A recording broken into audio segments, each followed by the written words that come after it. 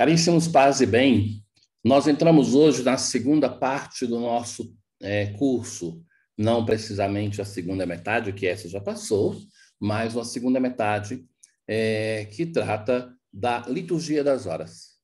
A vivência do mistério pascal do Senhor, ela, em relação ao tempo, ela tem duas percepções na igreja. Aquela que se celebra ao longo do ano, como nós celebramos e como nós falamos e até agora do ano litúrgico, e nos seus grandes ciclos, que é o ciclo de Natal e o ciclo de Páscoa, e aquele que no tempo é maior, que é o tempo comum. Sobre isso nós já refletimos. Mas nós entramos agora numa segunda possibilidade de vivência do mistério pascal, aquela que é a vivência no cotidiano, a vivência horária, o santificar o dia, a oração insistente e ininterrupta da igreja. Então, é esta a reflexão que nós colocamos a partir desse momento. Eu reestruturei essa segunda parte do curso e lhes direi o porquê. Primeiro, por uma questão técnica, que quando começou o semestre, já naquela questão natural que as disciplinas são distribuídas já próximos de quando começam o curso, e depois porque eu estou dando nesses semestres todas as disciplinas por primeira vez. Antes, quando eu estava no instituto, eu estava no curso de filosofia, aproveitando que sou licenciado em filosofia, então ali eu exercia a docência, e na teologia eu dei introdução à teologia e mariologia. E depois, voltando dos estudos na Itália, considero que a minha contribuição é específica, é na área de filosofia. Desculpe, na área de liturgia. Então, é por isso que a minha prioridade é assumir as disciplinas de liturgia. Então, eu me encontro sempre diante de um novo curso. Começando o semestre, eu tinha preparado a proposta do ano litúrgico. E aquela de liturgia das horas, eu não tinha preparado ainda. Então, isso é a questão técnica, o porquê aconteceu isso. Mas a segunda coisa que eu me colocava, enquanto passava a questão da liturgia das horas, é como buscar convencer os meus alunos, aqueles que não rezam liturgia das horas porque são leigos, do valor da liturgia das horas, e aqueles que rezam por obrigação, do valor da liturgia das horas. Então, é isso que me fez repensar todo o curso, de buscar viver isso como uma ocasião de repensar o valor da liturgia, eu e vocês. E é isso que nós começamos a percorrer. Com isso, os nossos capítulos, a partir de agora, eles vão ser não exatamente da mesma medida como eu tentava fazer antes, mas vamos ter aquilo, capítulo que eu chamo de aula. A aula 10, por exemplo, são 4 páginas. Então, eu hoje tenho a aula 10 e parte da aula 11. Então, não considerem muito, não tenham muito essa preocupação. E com isso também nós vamos sim, vai até faltar tempo, mas vou estar dentro das aulas previstas, deixando para o final uma reflexão sobre a questão da espiritualidade. Muito bem. A liturgia das horas, oração do povo de Deus. Então, esse título já é uma provocação, porque queremos nessa aula fazer ver que a oração da liturgia das horas, a um momento, se torna domínio do clero, mas que antes era a oração do povo de Deus. Então, isso para também provocar em nós uma reflexão que ela deve ser restituída, como quis o Concílio Vaticano II ao mesmo povo de Deus. Falar da liturgia das horas quer dizer aproximar-se através de um percurso histórico, teológico, litúrgico, espiritual e pastoral, daquela realidade que, a bem da verdade, é definida pela mesma instrução geral sobre a liturgia das horas, e essa sigla vai se repetir muitas vezes, Instrução Geral sobre a Liturgia das Horas, IGLH. Então, já a partir de agora, não usarei mais o nome todo, mas usarei sempre o IGLH. Então, como a oração pública e comum do povo de Deus, restituindo-se assim a dignidade e a genuinidade à oração da igreja e ao povo de Deus. Então, esta é a definição que nós vamos repetir muitas vezes, porque fundamentalmente aqui está o essencial, oração da igreja e a oração comum do povo de Deus, sujeito principal do celebrar cristão.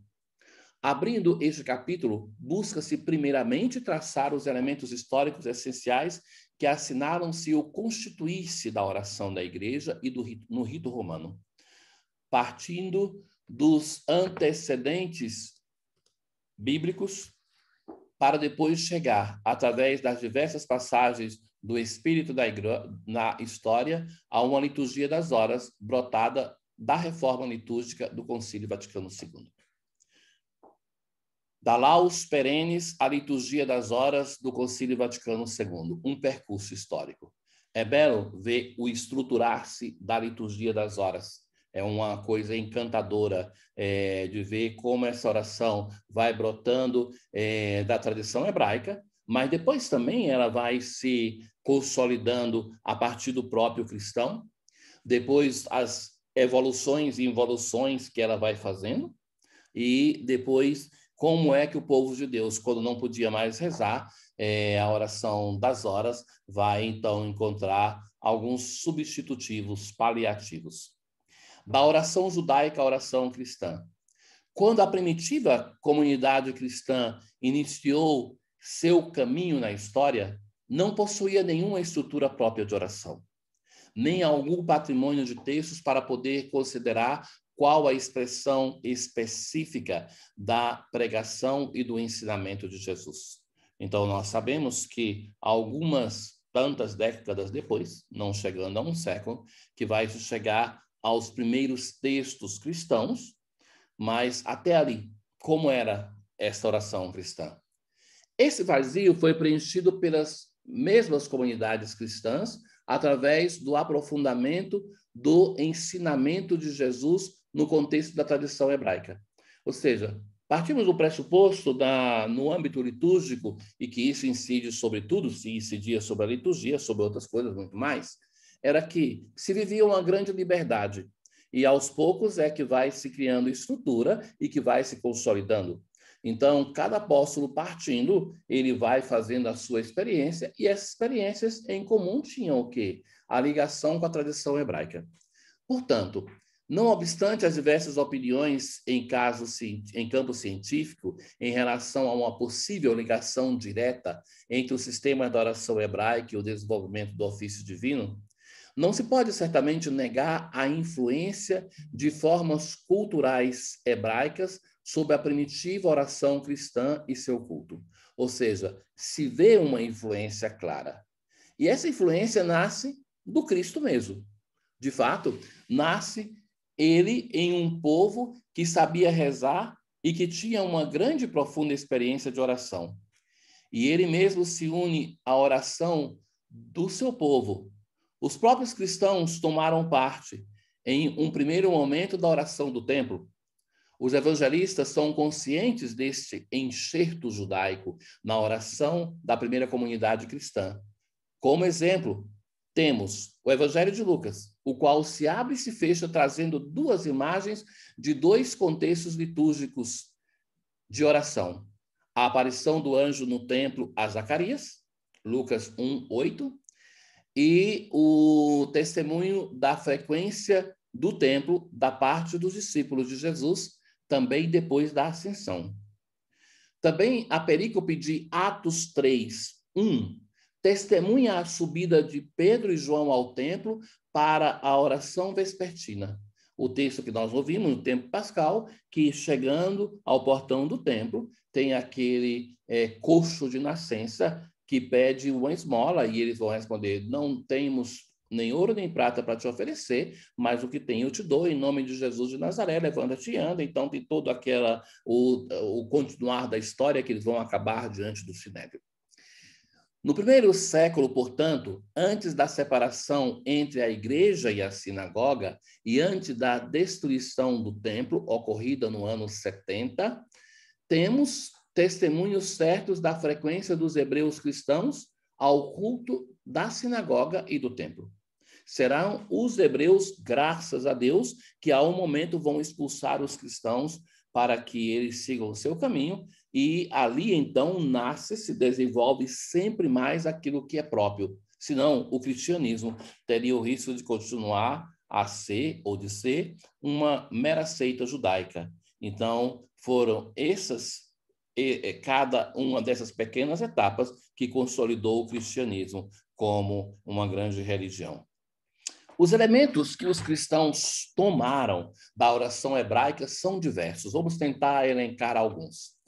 Antes de tudo, o costume de rezar em horas estabelecidas.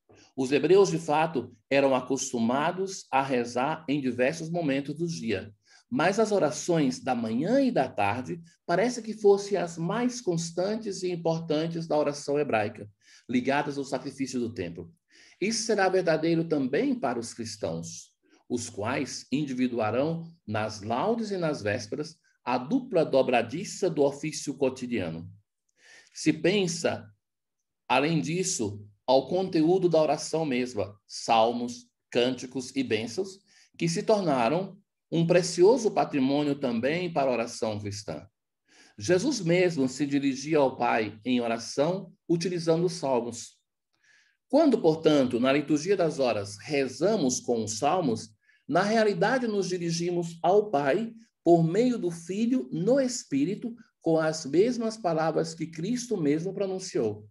Se reflete também sobre essas recorrentes na mesma oração, sobre temas recorrentes na mesma oração hebraica, ou seja, o cristianismo pegou temas do hebraísmo também, como, por exemplo, o tema da luz e o sucessivo uso cristão da imagem do sol, que influenciará o simbolismo da iniciação cristã, da Páscoa e do Natal, sem o dia do sol invicto. A liturgia das horas tem, portanto, um claro débito na relação da herança hebraica. Aos poucos, porém, a oração dos cristãos começará a distanciar-se para encontrar um próprio. Então, não é somente um copião do hebraísmo.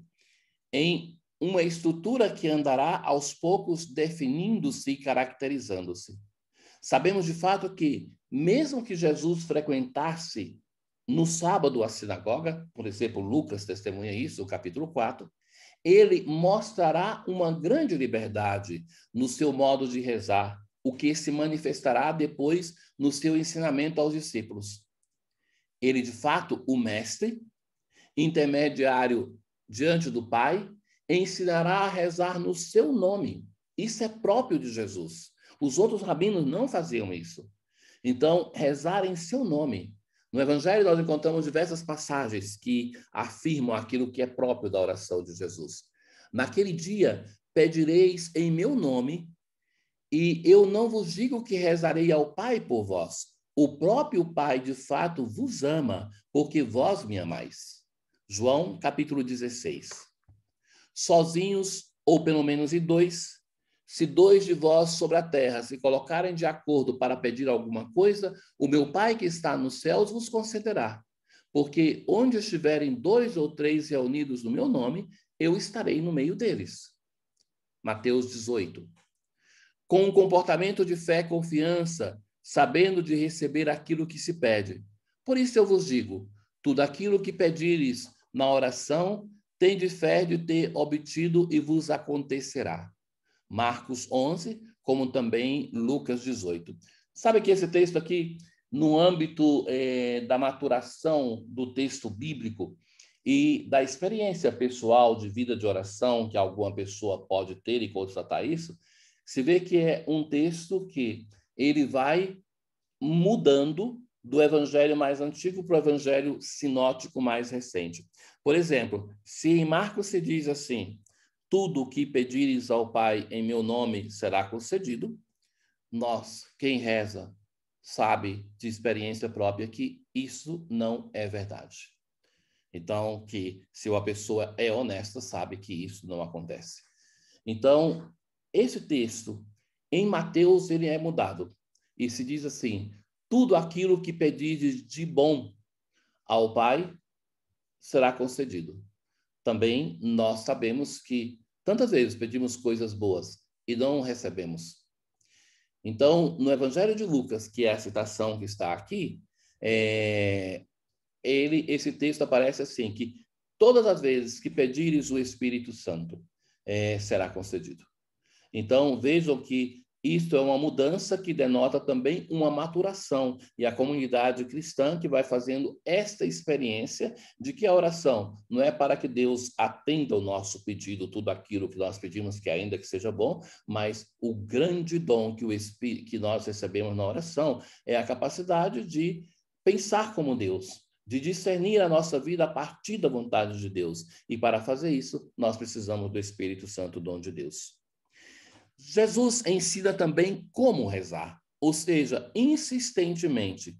Pedi e vos será dado, buscai e achareis, batei e vos será aberto. Porque quem pede recebe, a quem busca encontra e a quem bate será aberto. Mateus 7 e também em Lucas 11. E até mesmo incessantemente, aquela parábola de Lucas, que Jesus conta para falar da necessidade de rezar sempre sem nunca se cansar. E conta a parábola da oração do fariseu e do publicano. A liturgia das horas tem, portanto, a sua origem naquele ideal espiritual que nos é proposto pelo mesmo Cristo no Novo Testamento. A oração insistente e incessante. Então, essa aqui é uma ideia-chave.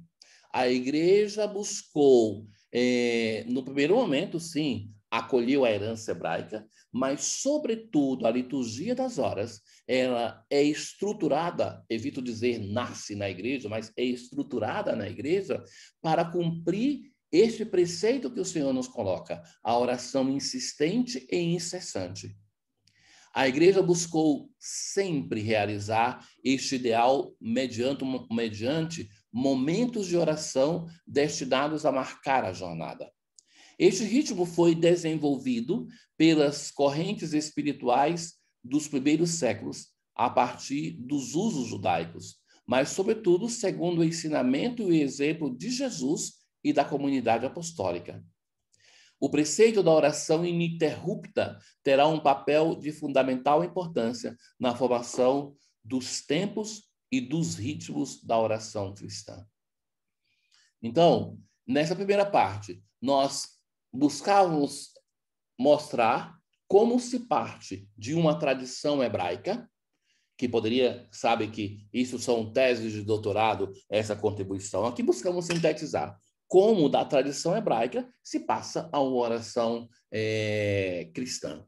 Mas que, ao mesmo tempo, não é só passagem, não é que recebemos isso sem nenhuma mudança, mas que tem o próprio do cristianismo. E isso, então, se acolhe. A comunidade inicialmente não podia ter esse material, mas essa contribuição daquilo que é próprio cristão vai crescendo na comunidade cristã. Então, a liturgia das horas, nós temos essas duas tradições que confluem.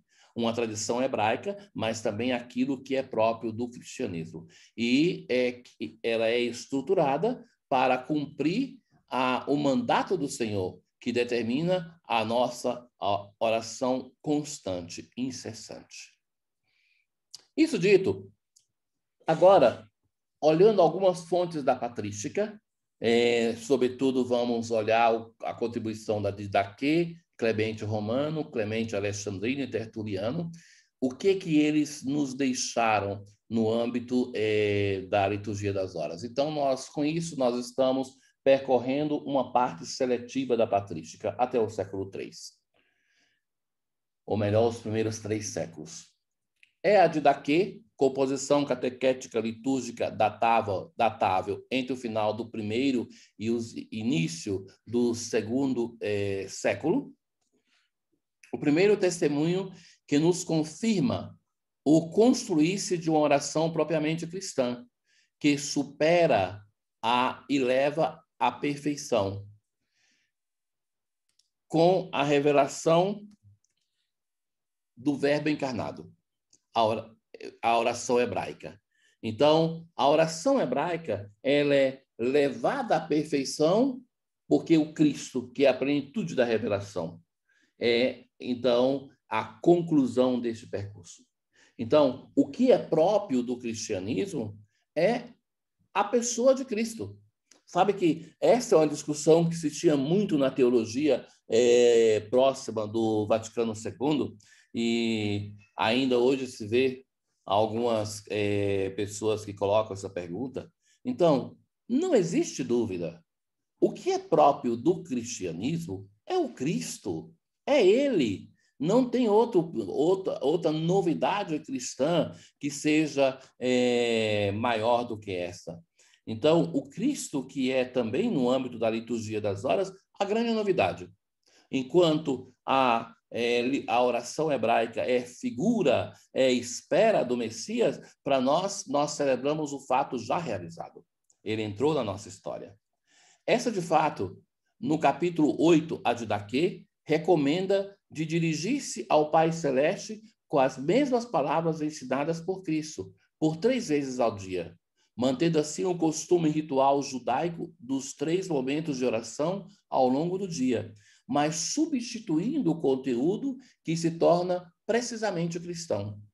Ainda hoje, na liturgia, rezamos 3 vezes ao dia o Pai Nosso, durante a celebração da Eucaristia, nas laudes e nas vésperas.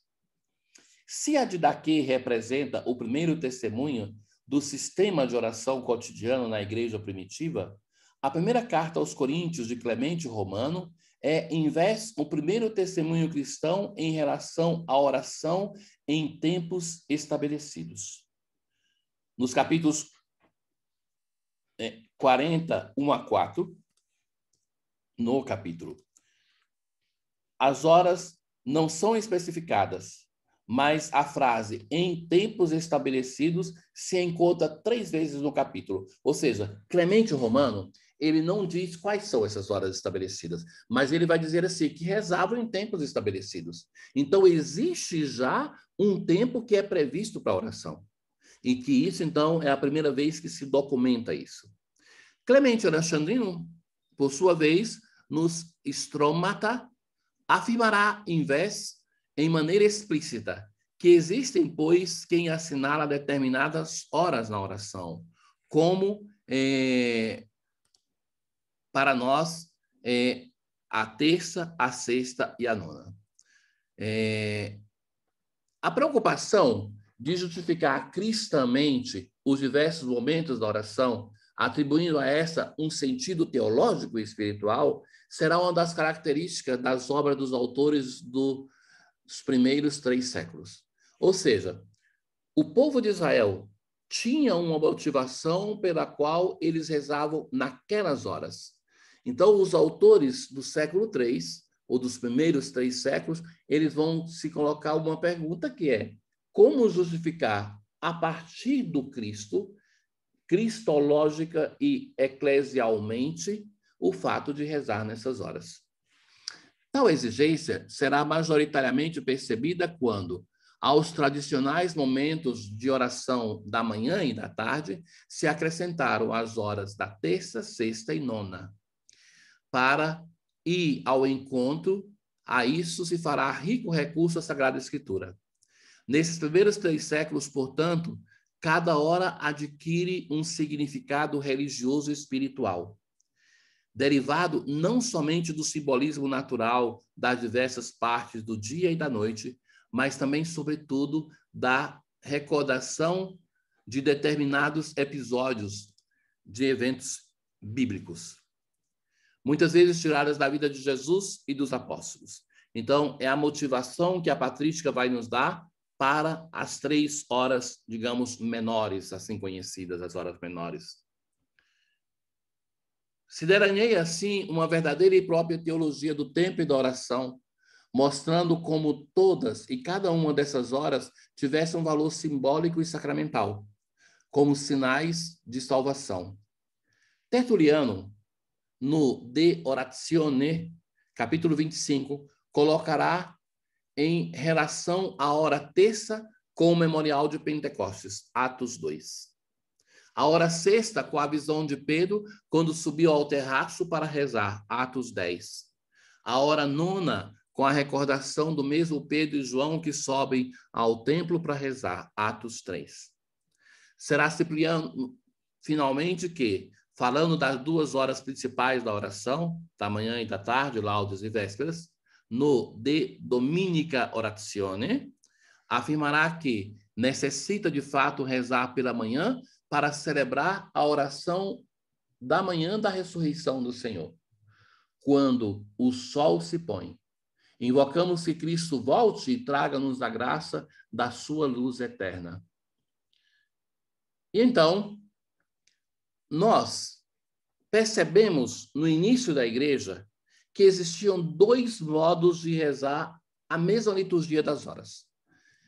Não era diferenciada tanto no conteúdo, mas no modo de usar no tempo esse conteúdo e na solenidade ou na estruturação dos salmos.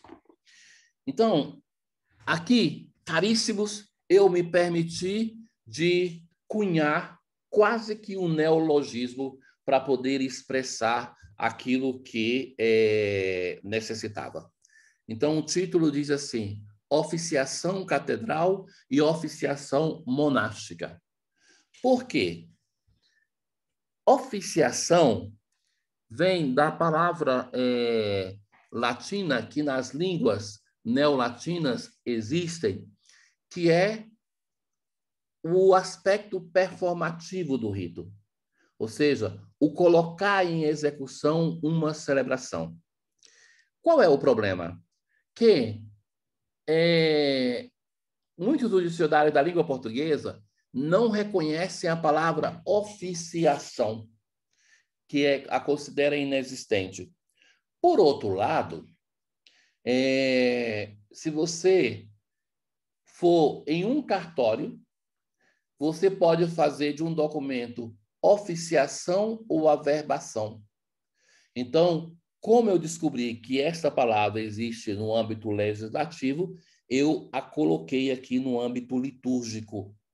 Mesmo que, muitas vezes, se prefere, nos livros de liturgia, usar o nome ofício, mas não é a mesma coisa, e por isso aqui eu coloquei oficiação, porque descobri que existe a palavra em português, somente que está em desuso no âmbito, ou não entrou no uso no âmbito da liturgia. Durante o 4º século, inicia-se uma verdadeira organização da oração da igreja.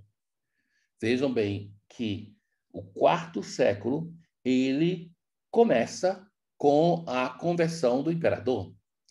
Então, nós temos aqui uma situação que é uma igreja que cada vez mais vai ter que dar uma resposta ritual.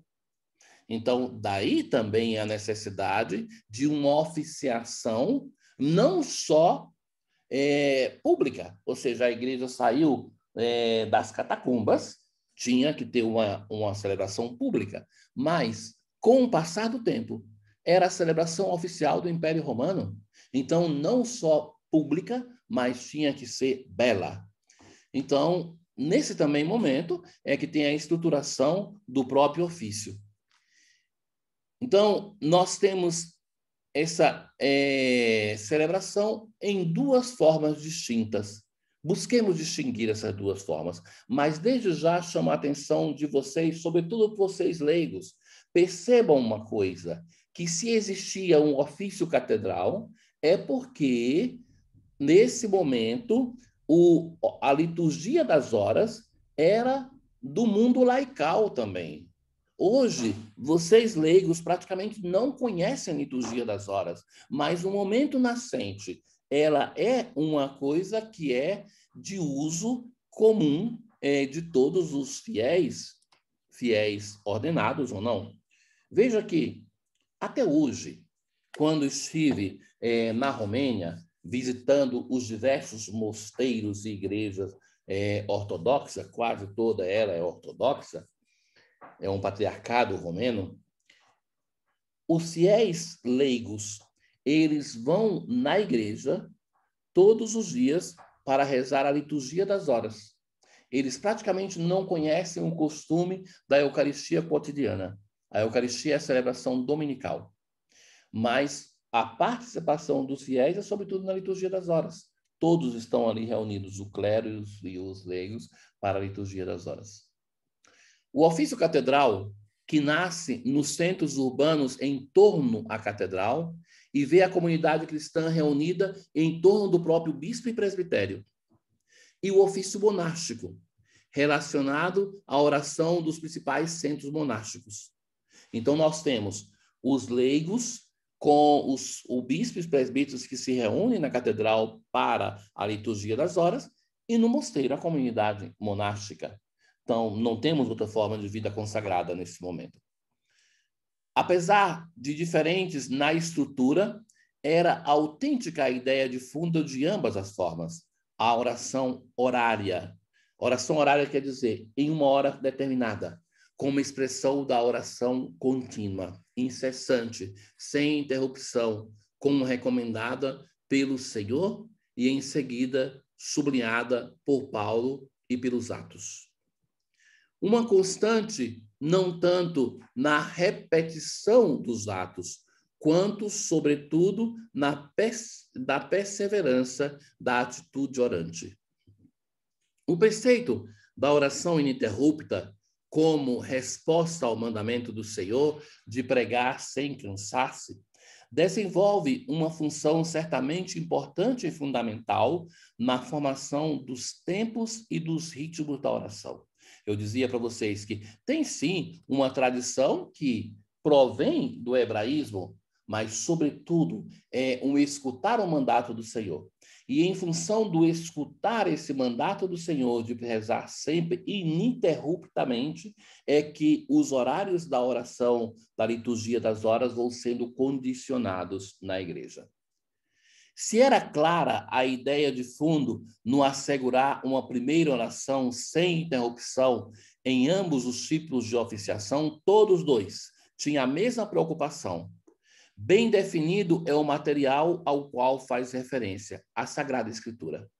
Em particular, os 150 salmos, mesmo que distribuídos de maneira diferente. Então, em comum, eles têm a oração ininterrupta, seja no ofício catedral ou monástico, e o utilizo das Sagradas Escrituras, sobretudo dos salmos.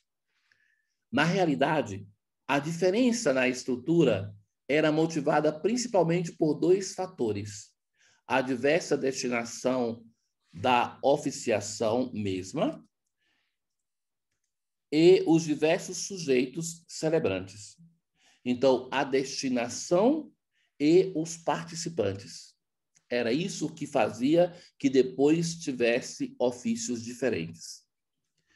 A oficiação da catedral, sendo destinada à celebração comunitária junto ao povo de Deus, previa algumas escolhas ditadas pela presença dos fiéis. A salmodia era, sobretudo, mais breve e, além disso, selecionada, enquanto tomava em consideração seja a tipologia dos salmos, de louvor, de agradecimento, de súplica, penitenciais, e seja a sua colocação durante as diversas horas do dia. Essa previa uma verdadeira celebração, em particular nos domingos e nas solenidades, na qual vinha envolvidas diversas figuras ministeriais. Então, nós temos salmos que eram menos salmos, selecionados por temática, e ministerial. Então, a presidência, os que ajudavam, Ituríbulo, tudo isso. Então, com pompas litúrgicas. A oficiação da catedral, sendo destinada à celebração comunitária, junto ao povo de Deus, previa algumas escolhas ditadas pela presença dos fiéis. A salmodia era, sobretudo, mas isso estou falando da catedral. O ofício monástico, em vez, se desenvolve dentro das comunidades monásticas, respondendo assim às exigências e à espiritualidade de uma comunidade de monges que tem como escolha de vida aquela de ser voltados essencialmente para a oração. De fato, São Bento definirá o ofício divino como Opus Dei e lhe dedicará 10 dos 73 capítulos de sua regra. Sendo esta a sua principal e fundamental ocupação, também a oração dos monges será marcada segundo essa exigência. Ao contrário, de fato, do ofício catedral, aquele monástico, agora as características do ofício monástico, era caracterizado de uma salmodia muito mais longa e do tipo corrente. Ou seja, os salmos eram recitados em uma maneira progressiva, segundo a ordem numérica que aparece no saltério. Até hoje os monges rezam assim. E eles rezam nos mosteiros o saltério em uma semana, enquanto o breviário que nós usamos, ele prevê a recitação em 4 semanas. Faltava também um elemento ritual e cerimonial, porque tudo vinha conduzido para a sobriedade ascética própria da vida e dos compromissos monásticos. Então, a ministerialidade que era muito marcante na catedral, ela não existia na celebração monástica. Tais características eram possíveis também pela ausência do povo de Deus durante a oração monástica. Isso justifica também o fato que, contrariamente a quanto acontecia no ofício catedral, o ofício monástico matutino não começava ao nascer do sol, mas quando ainda era noite. Muitos mosteiros ainda hoje têm o matutino. A vontade, além disso, de colocar em prática o preceito evangélico da oração ininterrupta que encontramos no Evangelho de Lucas, dizia a eles uma parábola sobre a necessidade de rezar sempre, sem jamais cansar-se. Conduzirá a ler esta passagem da Escritura como um pedido de oração também estruturalmente ininterrupta, sem qualquer pausa. Isso levará a organizar verdadeiros turnos, de modo que em cada instante do dia fosse assegurada por um grupo de monges que celebrassem o ofício. Por esse motivo, nascerá a chamada Vigília Tota Nocte, uma longa vigília que se prolongará pela inteira noite e dentro da qual vinha rezado o inteiro saltério. Visto o empenho exigente que se requeria para a laus perenes, ou seja, a celebração ininterrupta do ofício, seja de dia que de noite, essa prática começou a declinar no Oriente, a partir do século VI, enquanto no Ocidente, no século VIII. É um dos poucos momentos que, para diminuir, o Ocidente precede o Oriente. Em Roma, tal prática continuou por mais tempo. Isso é testemunhado, de fato, pelo fato que, em torno da Basílica de São Pedro, eram presentes 4 mosteiros que atuavam tal tipo de ofício, dividindo entre eles o grande compromisso, assim que, em torno ao túmulo do apóstolo Pedro, o centro do cristianismo, o ofício resultasse verdadeiramente ininterrupto. Vejamos o que vai acontecer com o ofício divino na Idade Média e posteriormente.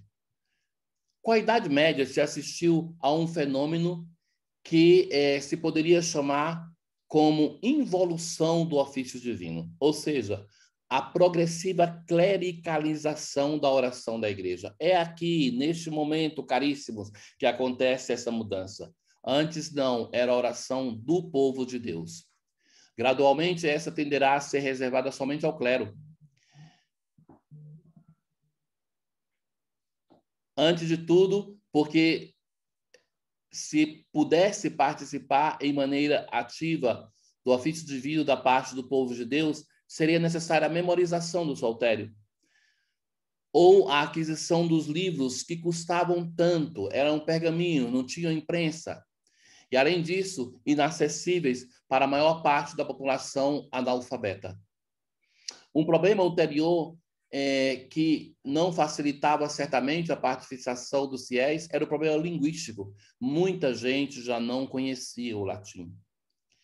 Finalmente, o difundir-se da liturgia coral com as pompas, a amplidão e os numerosos ofícios ocasionais, dos quais a oficiação foi aos poucos sobrecarregada, impedia a participação do povo e era reservada aos monges, aos canônicos e aos clérigos.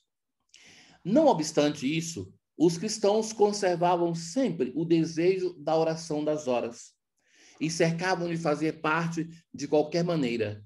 Se assistiu, assim, a um distanciamento do povo de Deus do ofício divino e a sua substituição com paliativos. Vamos ver que paliativos, que interessante. Da onde nascem essas orações que nós conhecemos ainda hoje? Que nasce, por um lado, o distanciamento que é imposto pelas circunstâncias do povo de Deus em relação à liturgia das horas, e então o povo de Deus começa a buscar um modo de suplir. Eis, portanto, que de uma rica e multiforme vida devocional da Idade Média, nascerá aquele que será definido em maneira um tanto significativa como breviário dos simples e dos cultos. Breviário de todos. O que é isso? O rosário. O rosário. A herança, já vimos antes, a herança dos dominicanos. Essa oração mariana foi estruturada de fato, vejam só, talvez vocês não tinham visto, não sabiam disso, que o rosário é estruturado no saltério. Então, essa oração mariana foi estruturada, de fato, à imitação do ofício sacro.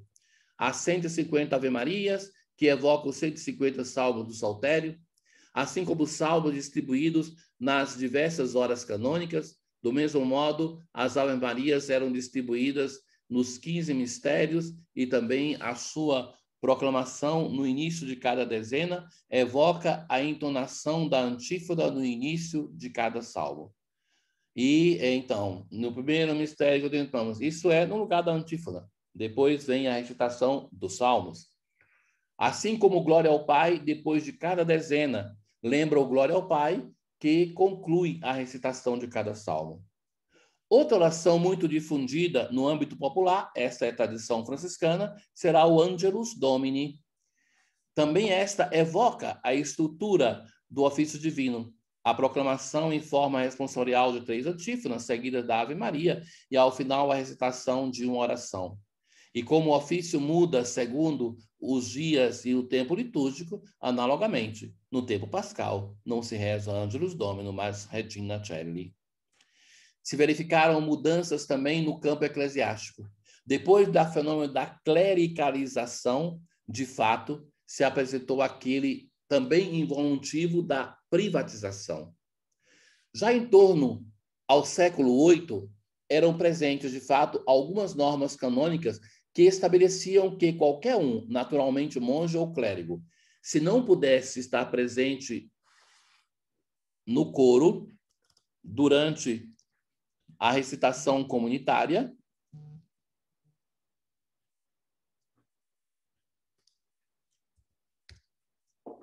do ofício divino, devia de todo modo cuidar do dever, devia cumprir este dever de forma privada.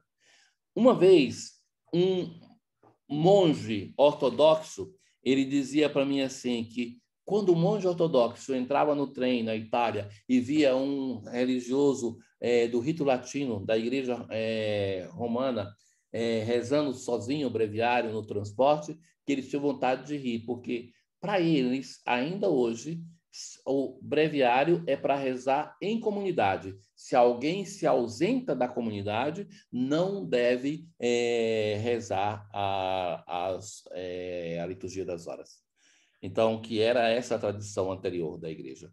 A partir deste passo, a celebração comunitária, que na tradição antiga representava a única forma de celebração do ofício divino, terminou por ser percebida como forma melhor e preferencial, mas a qual, de fato, por motivos, sobretudo práticos, foi preferida a alternativa. No início, somente como exceção da recitação privada. Então, cada vez mais o breviário, que já tinha sido clericalizado, vai se tornando sempre mais privado. Então, a privatização da oração da igreja. A partir deste passo, a celebração comunitária, que na tradição, então, nascerão, estavam mais à frente, nascerão, além disso, neste período, os assim chamados breviários. Então, o que é o breviário? O primeiro, o breviário segundo uso Romane Curiae, de Inocêncio III, revisto em seguida por Honório III e adotado pelos franciscanos, os quais o difundiram em todo o mundo. Então, aqui, isso é um papel reconhecido dos franciscanos, que eles, para São Francisco, vai adotar o breviário da Cúria Romana para toda a ordem. Então, serão os franciscanos que vão levá-lo por todo mundo. No mundo que não tinha internet, que era difícil comunicação, eram eles que chegavam. E que era prático, porque os monges estavam no mosteiro, não estavam pelo mundo, então podiam ter diversos livros. No breviário, em um só, eles tinham um livro que eles podiam partir em missão, em apostolado, e levar consigo o breviário. Os breviários, como diz o nome, respondiam a uma necessidade prática. A sobrecarga, seja do horário que do conteúdo do ofício, além da celebração completa, cotidiana e solene do inteiro ofício divino, imposta pela legislação carolíngia a todas as igrejas, levará ao pedido por parte, sobretudo, das ordens mendicantes e dos presbíteros empenhados na pastoral, de um ofício abreviado e simplificado, contido em um livro facilmente transportável. Se o breviário responderá a uma exigência prática de muitos presbíteros, na realidade será aos poucos desnaturalizado o ideal da oração horária. Com efeito, muitos sacerdotes serão facilmente induzidos a ver essa forma última como um ofício, um dever, obrigação para livrar-se o mais rápido possível. Então, de manhã, eu encontrei sacerdotes que, formados antes da reforma de Paulo VI, assim viviam a oração. Por exemplo, em de férias, se acordavam de manhã, rezavam todo o ofício e estavam livres da oração durante todo o dia. A tendência será ainda aquela de trair, seja o aspecto comunitário da oração, rezando sozinho, e, portanto, a sua celebração coral, a favor, em vez de uma privatização da mesma, além daquela de destruir o princípio da veritatis horarium, que ouviremos essa expressão em outros momentos, ou seja, já não se obedecia à hora que deveria ser rezado o ofício divino. Caríssimos, até mais.